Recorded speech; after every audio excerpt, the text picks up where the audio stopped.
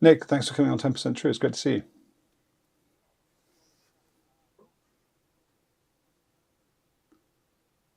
Well, I'll just explain then to our viewers that normally we would sort of start at the beginning, and your background as somebody who ran the UFO desk for the British Ministry of Defence, and we would normally start there and talk up to the present day. But as you say, today the New York Times are breaking news, and I know that you're in demand. We've got a limited amount of time with you today. So can you tell us what is happening today? What's been written? Certainly.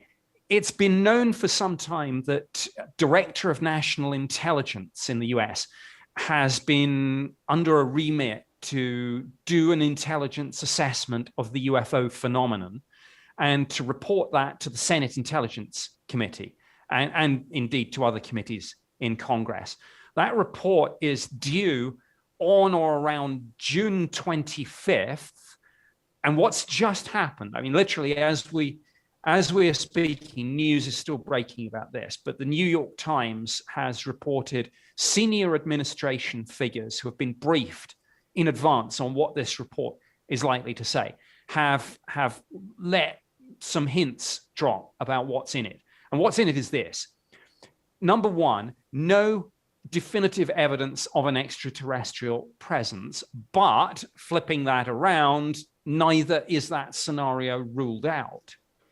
On the other two big theories, one of them seems to have been almost completely discounted, which is interesting. And that is the idea that what we're seeing in for example, these three infamous US Navy videos is secret US black project technology, secret prototype aircraft, missiles, drones, that sort of thing. Almost across the board, apparently the answer is no, it's not us. And the third of the three big theories is that it's adversary technology. And that idea, there is some disquiet about, because people are saying, yes, some of this might be Russia and might be China, and some of that tech might be the much vaunted hypersonic technology that's been talked about. And Vladimir Putin, for example, talked recently about next generation weapons systems that he said almost employed a new physics, sounded like something out of a sci-fi movie. Whether it's bluff or whether it's reality remains to be seen. And of course, US lawmakers are now saying, well, that's exactly what we need to find out. We need clarity on this. So this is what's likely to be in the report. No one single definitive conclusion, but a lot of it might be this, it might be that. We're not quite sure yet. So more work needed. It feels a little bit like, and you know, my area of expertise really as a writer is military aerospace, military aviation, not unexplained aerial phenomena. But it feels a little bit like run a hamster wheel. You've got a situation where nobody really knows what's going on. Somebody's very senior says, well, let's commission the intelligence services to come back and tell us what they know. And what they come back and tell us is they don't really know anything. I mean, they can discount some things, they tell us, but not others. Do you think that there will ever actually be a set of concrete answers to the questions that are being asked? I'm not sure there will be. And I think you're absolutely right. This is running around the hamster wheel. And it does feel, I mean, when I saw some of these statements, I thought, my goodness, I've been there and done that. This is where we were in the 90s at the UK Ministry of Defence. Most of these sightings could be explained. Some remained a mystery. We wondered, could some of this be Russia? What about the extraterrestrial hypothesis? Sure, we considered it. We didn't have a smoking gun. Absolutely not. None of these things hidden away in an Air Force hangar somewhere, but neither did we completely rule it out. And particularly where we had, you know, reasonably strong indications from a number of sources that these things seem to employ speeds, maneuvers, accelerations that seemed beyond the cutting edge of what we had and what we thought others had. But I mean, I think, yes, I get that it is like reinventing the wheel, going around the hamster wheel, whatever analogy. But I think we are in a new position here with 21st century opportunities to take this forward in a way that we haven't done before. So, for example, I think the technology is going to be the key. And going forward now, the focus must, I think, move away from the report which in some sense is interesting, but in others a little bit disappointing, and seen it before. And move on to the action that now needs to be taken within, whether it's the UK Ministry of Defence, the US DOD, whoever it is. But we need tangible action. And that action is going to revolve around technology that we have now that we didn't have back when I was doing this in the 90s at the MOD, or rather, the technology which is much better now than back in those days. And the key to this, I think, is going to be threefold. Firstly, it's going to be satellite imagery. Former Director of National Intelligence John Ratcliffe gave an interview on Fox recently, and he dropped into the conversation that alongside all the other things we have, like pilot testimony and forward-looking infrared camera videos, there was satellite imagery of this. So that's number one. Number two is more generally MASINT, measurement and signature intelligence. I think we can do so much more now that was just really just pie in the sky previously. And the US government will have raw data on this that is able to be analyzed in more depth. So it's not, this report is a fixed point in time, but what's going on is a process. The third and final key to this is going to be the space tracking radar systems. For example, sorts of things you have at the Ballistic Missile Early Warning Center at RAF Fylingdales in Yorkshire. And it was very interesting. There was a report about a week ago in the Daily Telegraph quoting a senior defense source saying that the UK MOD is tracking what's going on in the US. When this report drops, we will have to consider whether we re-engage on this subject. And Fylingdales was something that specifically was mentioned by this anonymous senior defense source. Do you think that the sort of multi-spectrum analysis that you reference, so we've got infrared search and track camera, we've got some radar imagery, we've got electro-optical imagery, the satellite imagery that you mentioned, does that take away from the argument that some make that this is some kind of sort of herd hysteria, that there are always rashes of reports, and you could explain that lots of US Navy pilots have experienced this, even though not many of them have spoken about it, because it's been something that has been discussed in the squadron crew rooms and people have known about it. Does it sort of shore up the argument that this is a real thing? It's just simply unexplained. It does. I mean, there's no getting away from the fact that, pilots, I think, are pretty good witnesses. If you're a fast jet pilot, for example, and you see something and you say, I think that was traveling at Mach 1.2, that's probably a far better estimate than a layperson would come up with. So there's that. But having said that, of course, there's no such thing as an infallible witness, and pilots can misperceive and misidentify things, maybe less likely to than most, but it can happen. So, but to your question, absolutely, it takes us, I think, beyond that, because it's not just that testimony. It is the fact that, for example, with these US Navy videos, in parallel with the pilot testimony, and some of these incidents, it's multiple pilots and backseaters. But it's not just that. It's not just the testimony, important though that is. It is the FLIR videos, the radar data, the other things. So yes, you can have a combination of, as skeptics would say, you can push the boundaries on this. Well, you could have pilot misperception plus radar glitch plus forward-looking infrared camera anomaly / artifact. Yes, but come on, you begin to, when all of those things at once begin to corroborate each other, it takes an awful lot of things to have gone wrong at the same time. Not saying it can't happen, but again, this isn't just one incident or three. People know those 3 videos. I mean, one of the reports I saw this morning was that 120 incidents were taken seriously enough to have been analyzed by this body called the Unidentified Aerial Phenomena Task Force, which is embedded in the Office of Naval Intelligence in the US. So this is not just here and there, it's ongoing, and some would say escalatory. If we take those three potential explanations that you listed at the beginning of this conversation, then the third was adversary capability, adversary technology. What do you know then about Russian and Chinese investigations into UAP? Do they have a similar set of challenges around understanding what's going on, or would a sort of lack of information coming out of those countries indicate that perhaps they do understand it, they do know what's going on?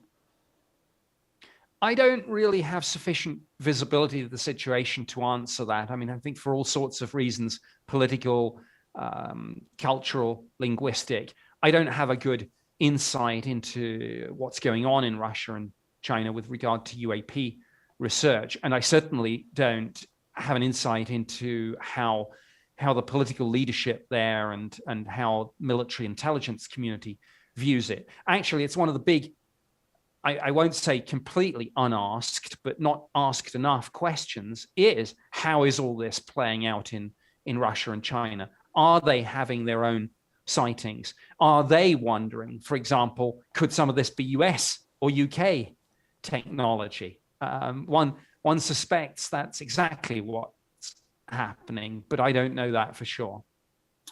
You've had access to, I know from sort of doing my research before talking to you, or you've seen some of the declassified Cold War reports that the Russians had filed. I know there was a fairly well-known one where a submarine saw some objects moving very quickly towards it. Do you think that, again, going back to mentioning the technology, I suppose what the technology has done is made this a more credible conversation to have. But do you think that the characteristics of what have been seen recently in those videos remain constant over time? The ability to move very quickly, the lack of obvious propulsion sources, being able to fundamentally defy the laws of physics as we understand them or as we're subjected to. Have they been a constant through time, do you think? I think they have been a constant, but previously they've been far more likely to have just been written off, or certainly written off by defense and national security correspondents, military and aviation journalists, those sorts of people, because of the ridicule factor and the giggle factor that arises automatically when you use the phrase UFO. That's one of the reasons we changed the terminology back in the 90s in the MOD to UAP, to rebrand this as the science issue, the defense issue, the national security issue, the air safety issue that we believed it to be. So I think maybe those sorts of parameters have always been there, but they haven't necessarily been focused on by the sorts of people that are now paying attention and saying, wait a minute, all these crazy UFO people and conspiracy theorists, they were right. They said there was probably a secret US government program, and there was. They said there were encounters between these things and the military, and there are. But I think what's happened recently is that this has been given a language. People like Christopher Mellon and Luis Elizondo in the US have started banding around terms like transmedium travel. This apparent ability to travel seamlessly both in the air and under the water. And that sounds so much better than someone in the UFO community saying, hey, I saw a UFO and it was flying around and then it went under the water and maybe there's a base down there. So that still sounds a little crazy. But when Lou Elizondo says, yeah, transmedium travel is one of the 5 observables, everyone goes, oh yeah, absolutely. So it's the same thing, but it's just that the narrative and our perception has changed. But one of the big issues here is, where is the US Air Force in all of this? The focus has been on the Navy, and certainly whether it's been the US Navy F-18 Super Hornets, whether it's been the aircraft carriers like the Nimitz or the Princeton, whether it's been the destroyers like the Omaha, the Kidd, the Russell, it seems to be the naval assets that have been in the front line here. Now, is the Air Force just being smart trying to keep out of this. I mean, we know that they're contributing to what's going on right now, but they've stayed out of the firing line. But what's going on with the Navy is disturbing. And for example, anytime you talk to military analysts about what's on the wish list for kit that you want, one thing that you hear a lot about is supercavitation and supercavitation torpedoes, that sort of thing. I was looking the other day at the whole where the level of tech is, for example, in firing ammunition from above the surface to under the sea. Things like the Namo swimmer, those sorts of things. So if these things, whatever they are employing those sorts of technologies, whether we're talking about Russians or Martians, it is something that should concern us, and does. There is a suggestion that yeah, it is a suggestion because nobody has any concrete answers, that this is some form of black program, that it's easier to just say we don't know what it is than to admit that the technology is actually sort of real and being operationalized or being tested by the US. You've obviously got some experience having investigated these things from a defence security point of view for the British government.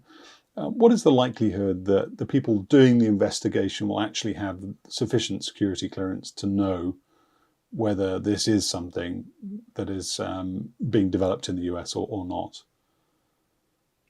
Well, that's a very interesting question, and it's an important one, because one of the few tangible things that looks as if it's going to come out of this report is rejection of the theory that it's US black project technology. But yet, as everyone knows, for example, that technology runs, depending on who you ask, 10, 15, 20 plus years ahead of what's publicly declared. A lot of that cutting edge technology is going to be highly classified, deeply compartmentalized. And yes, the question, and it's a legitimate one, is did the people doing this study and drafting this report for DNI to send to Congress, did they get access to everything? In the, whatever it is, 18 different parts of the US intelligence community, did they even identify the correct people to ask those sorts of questions? The first of which is, what have we got? And if they did identify the right people to ask, did they have sufficient security clearance to get the answer? I don't know the answers to those questions. What I will say is that people like Marco Rubio and others who are in a position to know have been fairly forthright in their direct statements and implied conclusions that it's not US technology. But of course, every time you delve into intelligence matters, it's the old question: are they trying to hide a capability that they do have? And is the whole situation here an intelligence operation, a deception operation of some sort to make Russia and China and others think that maybe we don't have something when we do, or to imply that we have something when we don't? And you can argue yourself round in circles with all of this, but it's an important question. But it's the US, it's Director of National Intelligence. It's going out under her signature, so she's going to have to be accountable for that. And if her people didn't find the right information, but someone had it, or if there was a deliberate decision taken to kind of massage the truth somewhat for intelligence purposes, then she's accountable. What do you think the end game is here then? I mean, we talked 10 minutes ago about being on the hamster wheel, but is it acceptable for a government, a superpower, to in perpetuity say we don't know what something is? Are they going to have to come up with answers at some point? I would think so, and I would hope so, but you almost stray into the philosophical with some of this, because I've seen some of the newspaper headlines on this. It's like, it depends which way you write the headline. Is the headline that you haven't found proof of aliens? Or is the headline that the extraterrestrial hypothesis has not been ruled out? Well, arguably it's the same thing, but you're coming at it from different angles. And therefore there's, this morning, when I looked at this in the New York Times, and actually it was very interesting, they changed their headline. They changed their online headline at least once. And then the print version that ran on morning of June 4th had a different headline again. So I think there's a lot of debate about how this is spun, but it gets back to your question and try and answer it. Can you ever prove a negative?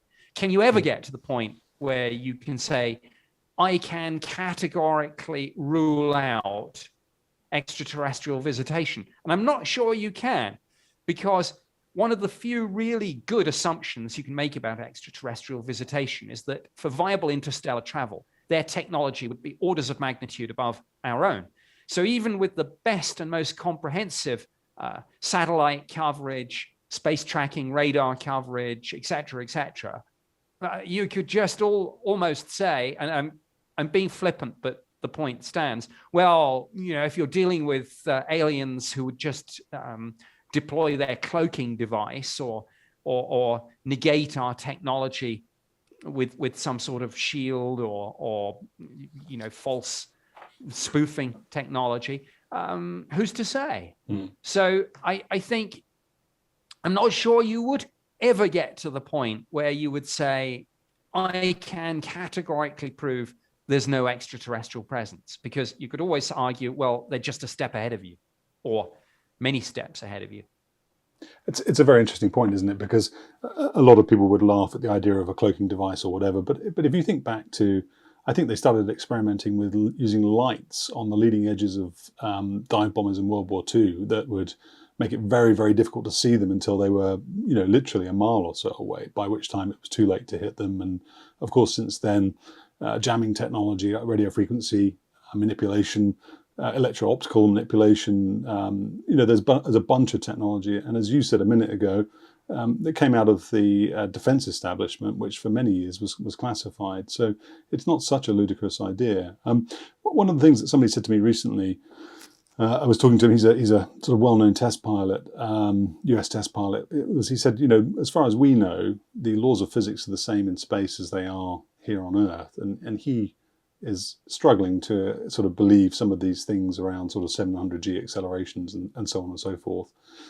Do you have a personal view then? Well, you must have a personal view. So can you share your personal view on what you think explains some of these things? Sure. Let me go back a little, though, because I think that's an important point that the test pilot made. I mean, yes, the laws of physics do seem to be constant in the observable universe, and I take that. However, I would put a rider onto that, and I would say that of course our understanding of the laws of physics changes and evolves, I mean, almost constantly, and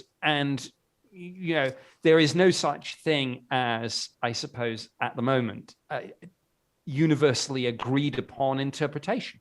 And of course, you get into some advanced theoretical physics, and there are different models for the way in which the universe works. Now, I take the point that in all of that, yes, there probably is only one laws or set of laws of physics.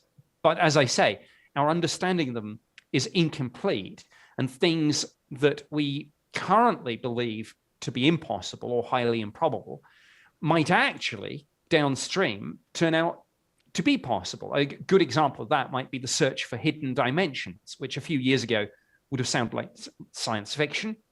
Then people like Michio Kaku came up with string theory, where multiple dimensions, most of which are hidden, are necessary to make those models work.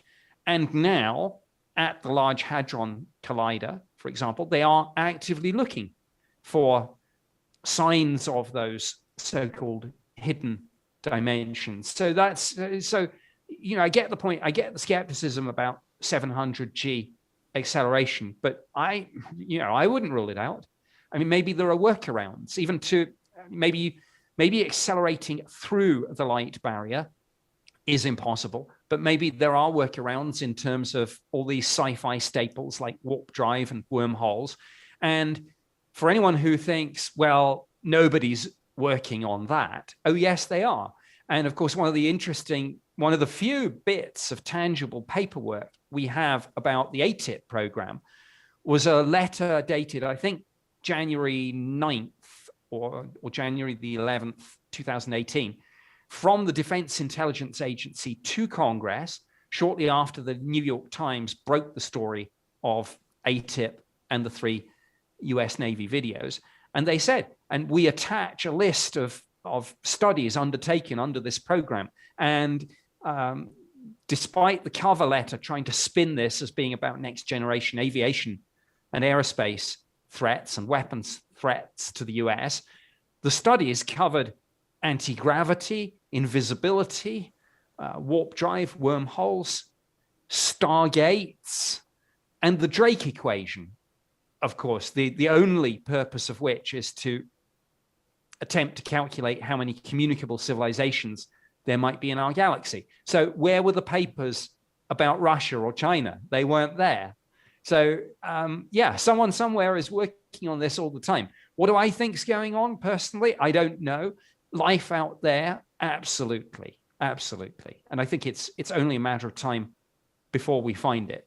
Probably in the first instance, microbial life, Mars, the atmosphere of Venus, Europa, Enceladus, some other places in our own solar system. But the next generation of optical telescopes, I mean, we've got James Webb Space Telescope coming up, launching this fall. We've got, if they can get around to building it, the Square Kilometre Array radio telescope over the next few years. I think these technologies will put us within range of being able to detect things like so-called alien megastructures, like the postulated Dyson spheres. Somebody thought that they might, talk about finding one or evidence of one maybe around Tabby's star. The next time we have something like Oumuamua going through the solar system, then we have the idea, the search for so-called biosignatures and technosignatures. Technosignatures even better than biosignatures, because you don't get bogged down in a debate about could it be, is it biological or geological? So I think we're getting there. So life out there, absolutely. Life visiting us down here, I don't know. I would like to think so. Out of all the theories that the US government is currently considering in relation to UFOs or UAP, the extraterrestrial hypothesis would certainly be the most interesting and, I think, impactful in societal terms. So bring it on. Do you think, last question, Nick, I'll let you go because I know you're busy, but do you think that if they knew that were the explanation for some of this, that they would ever share it with the world at large? Do you think that would it always be something? I mean, if you think back to the sort of conspiracy theories around Roswell, for example, there was this sort of long-standing argument that even if it were real, they wouldn't tell you about it. They wouldn't tell you that some little aliens had crashed in the desert and they sort of found them and taken them back to the base. And the whole Bobblers are a narrative. No nation state would reveal that to its citizens. I'll give a two-part answer to that. I think if they felt they could, whatever you believe, some say continue to cover it up, but if they're only just stumbling across it, cover up. If they thought they could, then yes, I think they would. And the reason I say that is technology acquisition. The nation that, if that's what we're dealing with, the nation that first acquires that technology would just have such an unimaginable technological quantum leap over other nations, that it would make you the dominant force on the face of the planet for the foreseeable future, whether it's politically, militarily, economically, or whatever. If they didn't think they could keep the genie in the bottle, so to speak, then I think they would play it a different way. I think they would come out and say it. And in one sense, they would want to come out and be the first to say it, because you would want that place in history. But maybe you wouldn't do that all in one go. Maybe you would drip feed it out. Maybe you would acclimatize people to the reality of this. Maybe you would reverse the narrative of the last 70 years, which has been denial, downplaying, and debunking. And you yourself, as the government, would begin to put some breadcrumbs out, a few videos here and there, some retired intelligence community people, some rather bigger players like former presidents. And of course, you know where I'm going with this. Isn't that exactly what's happening now? Yeah. So I think in those circumstances, the feeling would be you'd want to get out ahead of the narrative and drive the narrative and react, be proactive, not reactive. So I think it's interesting to look at what's happening now in that context and ask ourselves, might that be the strategy? If they know, or even if they strongly suspect, A, that there is an extraterrestrial presence, and B, that it's only a matter of time before, say, the mainstream scientific community has in its hands the tools to prove it. That's the point where you as the government want to get out ahead of things and say, oh, look what we found. It could be at the beginning of a very exciting journey then. I think it absolutely could be. But of course, in all of this, what we don't know are the unknown unknowns and the events, dear boy, events. And make no mistake about it, I think over the next few days, weeks, and months, we are going to have, firstly, we're going to have a lot more of the same. We're going to have more, hopefully, of course, we'll have the report itself. We'll have more, whether they're legitimately released or leaked, more videos, more photographs, more documents, more military witnesses, more intelligence community personnel with knowledge of these programs stepping forward. But we will also have the unexpected. Things will come from left field, I'm sure, that none of us had really thought about or anticipated. And that, I think, is going to be the thing to watch. But this story isn't ending with this report. It's beginning.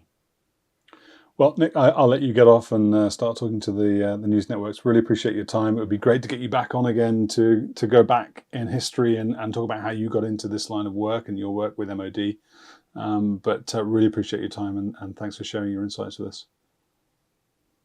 Thank you. I was happy to discuss this. Sorry it was a little bit short and sharp, but yeah, a very busy day. And I promise that I will circle back and we can do, I think, two things then. Firstly, we can have a deeper dive into the report itself, at least the unclassified part of it, hopefully when that is released to the media and the public. And secondly, as you mentioned, we can perhaps go into my backstory and some of the history of what the Ministry of Defense in the UK did with this, because I think that contextualizes a lot of what's going on now in the US. I'm not claiming credit for it, but there's no getting away from the fact that there is a UK influence on some of this, whether it's the US adopting the term that we popularized, UAP, and a Navy spokesperson did say, we got this from the Brits, or whether it is looking at, and my understanding is that the UAP task force has looked at some